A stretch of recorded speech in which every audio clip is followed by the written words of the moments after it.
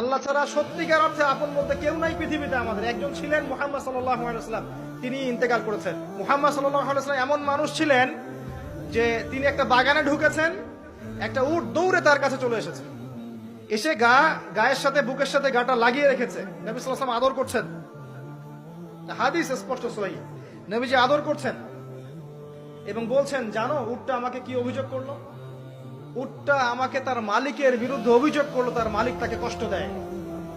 এই উটটা পর্যন্ত, একটা অবলা প্রাণী পর্যন্ত আমাদের নবীকে আপন মনে করছেন, ছুটে চলে আসছেন, আমার কষ্ট হচ্ছে, আমাকে ধরেন। সুবহানাল্লাহ। নবী সাল্লাল্লাহু আলাইহি ওয়াসাল্লাম যখন মসজিদ নববী নির্মাণ করেছেন, ওখানে একটা খুঁটি ছিল, এটা অনেকে জানেন, খুঁটি ছিল। যখন মিম্বর এসেছে, তখন তিনি মিম্বরে দাঁড়িয়ে বয়ান করা, খুতবা দেওয়া শুরু করেছেন। তখন ওই যে খুঁটি, ওই খুঁটিটা থেকে কান্নার ডগডগ আওয়াজ শোনা যেত। ওই জড়বস্তু পর্যন্ত মুহাম্মদ সাল্লাল্লাহু আলাইহি ওয়াসাল্লামকে আপন মনে করতেন।